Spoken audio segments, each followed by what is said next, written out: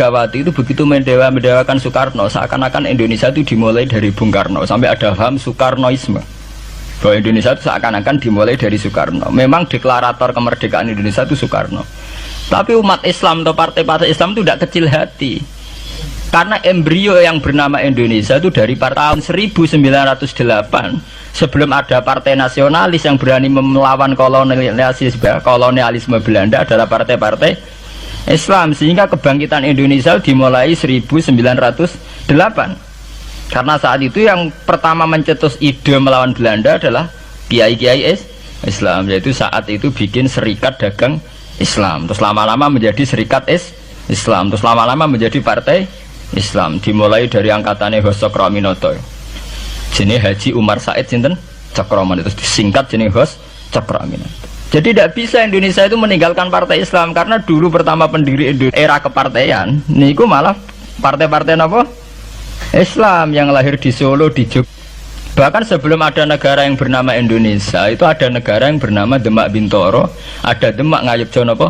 Karto. Itu semua negeri apa? Islam.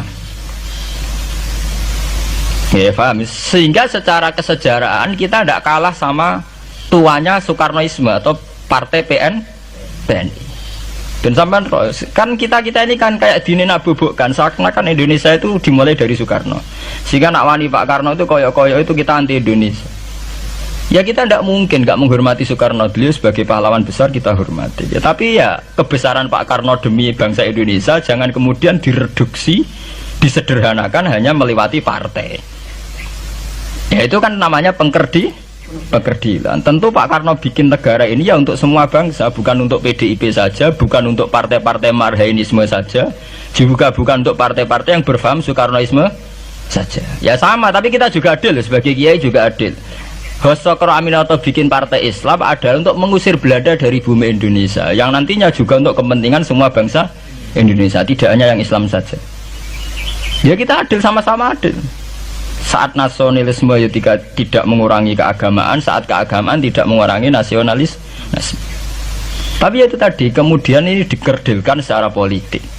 Di sawangannya nak wis duwete Pak Hasim Mbak Mega nasionalis religius itu sudah ditren. Angger duet senengane pasangan nasionalis sampai religius. Apa nak nasionalis terus wajib sholat? Apa nak religius terus gak wajib nasional? Sebetulnya itu kan wajib. Apa kan orang Indonesia itu wajib sholat hanya karena atas nama nasionalisme? Apa nak SK Nyai itu wajib bayar pajak? Itu kan pengkerdilan, proses pembohongan ya. Pembohongan secara publik. Kau dibodokno, sedurunge bodoh, itu kan itu kan repot. Namanya sedurunge bodoh dibodokno kenapa? Nurut. Makanya kalau seneng ya, kayak kemarin Hari Kebangkitan Nasional itu seneng kalau diungkap terus di TV bahwa kebangkitan Indonesia dimulai dari 1908.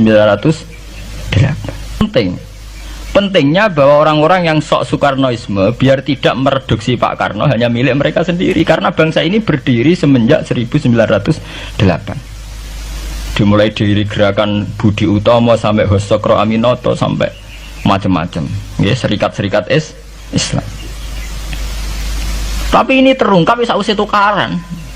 Jadi sebetulnya Presiden Gus Dur dari Presiden Yasa karena Basim Asari berjuang sebelum tahun 45. Megawati Yasa.